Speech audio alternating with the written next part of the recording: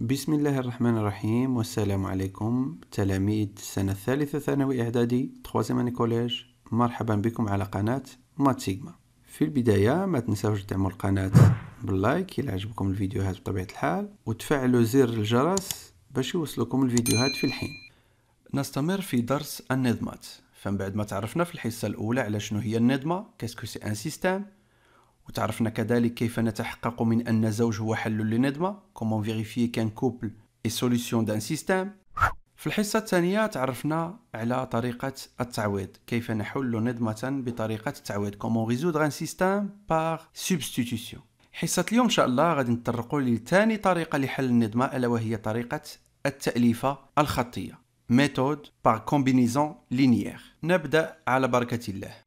باش غادي نفهموا طريقة التأليفة الخطية غادي نحاولوا ناخذوا واحد المثال ديال النظمة ونحاولوا نطبقوا عليها طريقة التأليفة الخطية، وفي نفس الوقت نشوف شنو هما الخطوات اللي خاصنا نديرو باش نطبقوا لا ميثود بار كومبينيزون لينيير. دونك الفكرة ديال لا ميثود بار كومبينيزون لينيير طريقة التأليفة الخطية، بالمناسبة ما سميتهاش التآلفية الخطية، ماشي التآلفية، التأليفة الخطية، هذه غير لتدقيق الاسم. دونك المبدأ ديالها هو إقصاء أحد المجهولين لإيجاد المجهول الآخر، يعني لو برانسيب ديالها هو أننا نحاولوا نقصيو إكس باش نوجدو إيغريك، أو بيان نقصيو كذلك الإيغريك باش نوجدو الإكس. Le principe de la méthode par combinaison linéaire, c'est essayer d'éliminer l'une des inconnues pour trouver l'autre inconnu.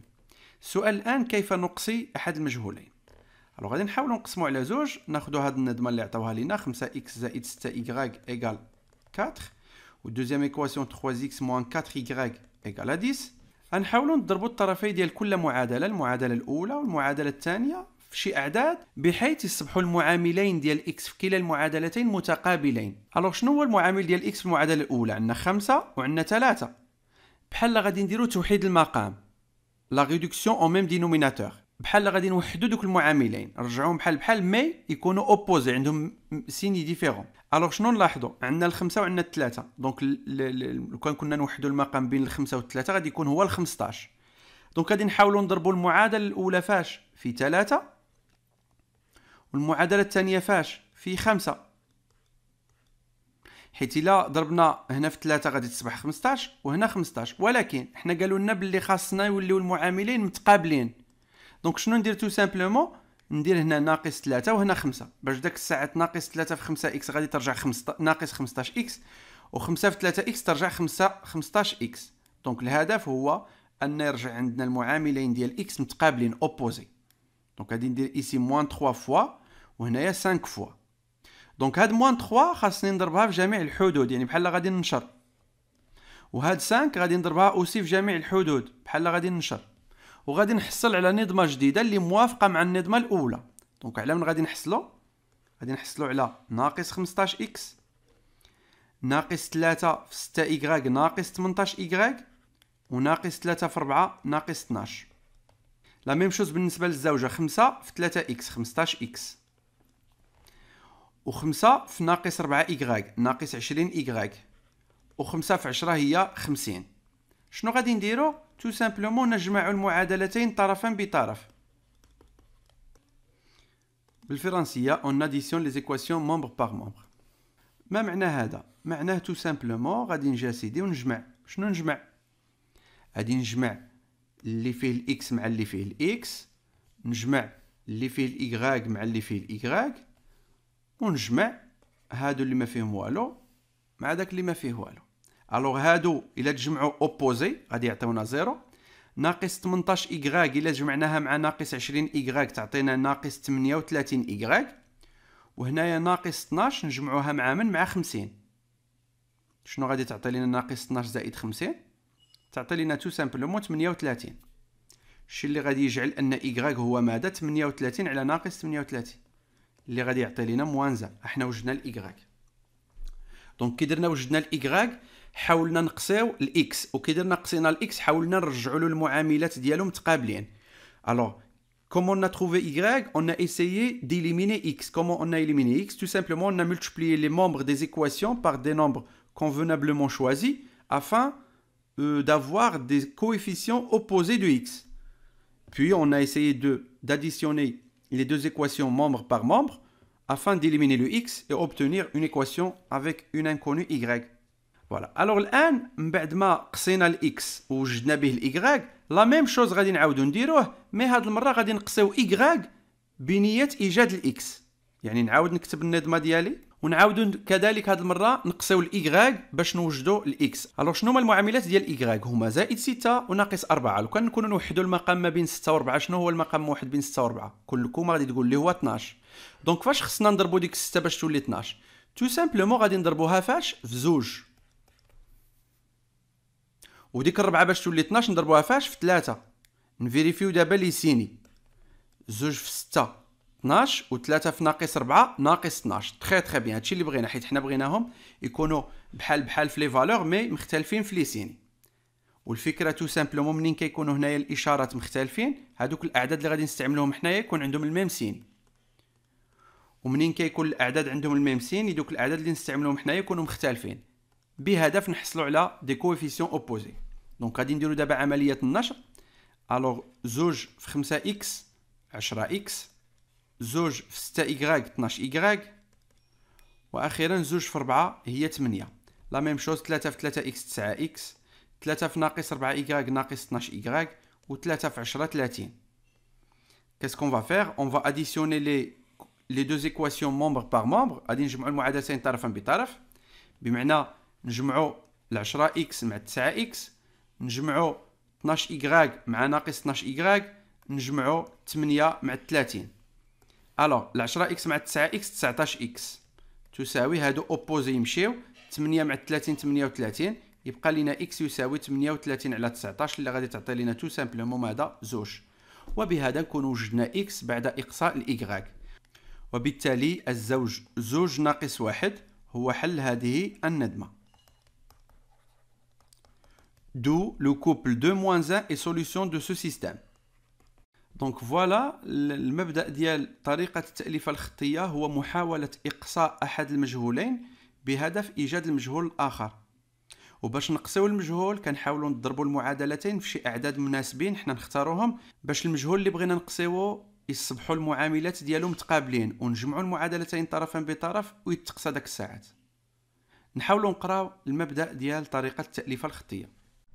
طريقة التأليفة الخطية: نضرب طرفي المعادلتين في عددين مناسبين لكي يصبح معاملي أحد المجهولين متقابلين. يعني كنضربوا المعادلتين في جوج ديال الأعداد من اختيارنا حنايا باش واحد من دوك المجاهيل يصبحوا عنده المعاملات متقابلين. بعد ذلك نجمع المعادلتين المحصل عليهما طرفا بطرف لكي نقصي أحد المجهولين ونحصل على معادلة من الدرجة الأولى بمجهول واحد. فوالا كنجمعوا المعادلتين طرفا بطرف باش كيتقصى أحد المجهولين ويبقى عندنا فقط مجهول واحد. En français, méthode par combinaison linéaire. On multiplie les deux membres de chaque équation par des multiplicateurs convenablement choisis de manière que les coefficients de l'une des inconnues deviennent opposés. Puis, on additionne membre à membre les deux nouvelles équations afin d'éliminer une inconnue et obtenir ainsi une équation du premier degré à une seule inconnue. Donc, هذا إجمالا هو le principe ديال التأليفة الخطية اللي كتعتمد أساسا على إقصاء أحد المجهولين باش نلقاو المجهول الآخر. نمروا للتمرين التطبيقي. نص التمرين يقول: حل النظمة التالية بطريقة التأليفة الخطية. Résoudre le système suivant en utilisant la méthode par combinaison linéaire. Alors غادي نحاولوا نقسموا على زوج على أساس نخدموا تأليفة لكل واحد. دونك نبداو بإقصاء x. دونك غادي نديرو 6x ناقص y يساوي زوج، وناقص 8x زائد 3y يساوي 4. alors نبداو بإقصاء x. باش غادي نقصيو x نحاولوا المعاملات ديال x نرجعوهم متقابلين بضرب المعادلتين في عددين مناسبين. و فايساي ديليميني لو x. المعاملات ديال x عندنا 6 وعندنا ناقص 8. بحال غادي نديرو توحيد المقام. 6 و 8 لو كان نشوفوا المقام الموحد بين 6 و 8 كنقولوا هو 24، باعتبار 24 هي 6 في 4 وهي 8 في 3. دونك غادي نضربو هنايا في 4 ونضربو هنايا فاش؟ في 3. وهنا تلاحظوا الإشارتان مختلفتان، يعني هنا موجب وهنا سالب، وبالتالي هنا الإشارة غتكون موجبة وهنا موجبة باش نحصلوا على معاملين متقابلين، لأن 4 في 6 تعطي 24 و 3 في ناقص 8 تعطي ناقص 24. دونك على من غادي نحصلوا على نظمة جديدة اللي فيها 24x ناقص 4y تساوي 8، لأن هذيك الربعة غادي نشروها على الإيكغاك ونشروها كذلك على الاثنان. لا ميم شوز في المعادلة الثانية، 3 في ناقص 8 ناقص 24x 3 في 3 إيكغاك تعطينا 9 إيكغاك، و3 في 4 تعطينا 12. بعد ذلك نجمع المعادلتين طرفا بطرف. on additionne les équations membre par membre. دونك غادي نجمعوا الإكس مع الإكس، ونجمعوا الإيكغاك مع الإيكغاك، ونجمعوا دوك اللي ما فيهمش الإكس وما فيهمش الإيكغاك فيما بينهما. فوالا غادي نلاحظوا بلي هادو اوبوزي متقابلين، المجموع ديالهم صفر. ناقص 4 إيكغاك مع 9 إيكغاك تعطي لنا 5 إيكغاك، و8 مع 12 تعطينا ماذا؟ 20. دونك إيكغاك غادي يصبح هو ماذا؟ 20 على 5 اللي هي 4. دونك احنا حصلنا على إيكغاك بعد إقصاء الإكس. نفس الخدمة غادي نعاودو نديروها هاد المرة، ولكن نقصيو إيكغاك باش نوجدو إكس. دونك شنو هما المعاملات هنايا ديال إيكغاك؟ غادي تلاحظوا بلي عندنا هنايا ناقص 1، لأن من كيكون ناقص إيكغاك معناتها ناقص 1، وهنايا ماذا؟ زائد 3. باش نحاولوا نقصيو الإيكغاك غادي نحاولوا نضربوا هنايا باش نوحدوا الناقص 1 و 3، غادي نضربوا هنايا في 3، والأسفل نضربوا فقط في 1، لأن 3 في ناقص إيكغاك غادي تصبح ناقص 3 إيكغاك، و1 في 3 إيكغاك غادي يصبح 3 إيكغاك. والإشارات ديجا راهم هنا مختلفين، دونك هنا غادي يكونوا بحال بحال. دونك نحاولوا نديروا النشر في كلا المعادلتين. غادي نحصلوا على نظمة جديدة اللي هي 18 إكس، لأن 3 في 6 إكس 18 إكس، ناقص 3 إيكغاك يساوي ماذا؟ 6. والمعادلة الثانية غتبقى ناقص 8 إكس زائد 3 إيكغاك يساوي ماذا؟ 4. وبعد ذلك نجمع المعادلتين ماذا؟ طرفا بطرف. دونك شنو غادي نلاحظوا؟ غادي نجمعوا هادو اللي فيهم الإكس فيما بينهما، واللي فيهم الإيكغاك كذلك فيما بينهما، ودوك الآخرين فيما بينهما. فوالا.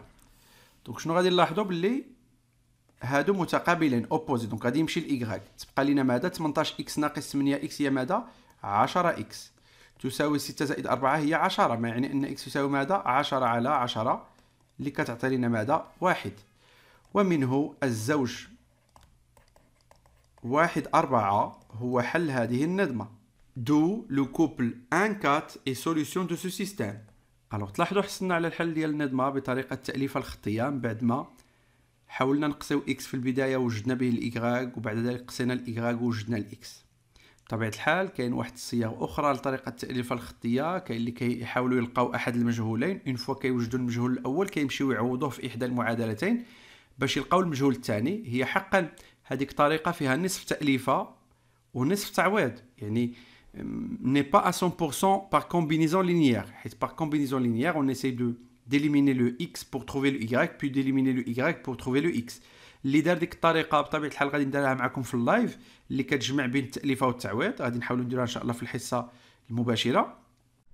حاولوا تراجعوا التمارين بطريقه فرديه، وإلا عجبكم الفيديو ما تنساوش لي لايك. قريبا ان شاء الله حصه مباشره في درس النظمات. في امان الله والى اللقاء.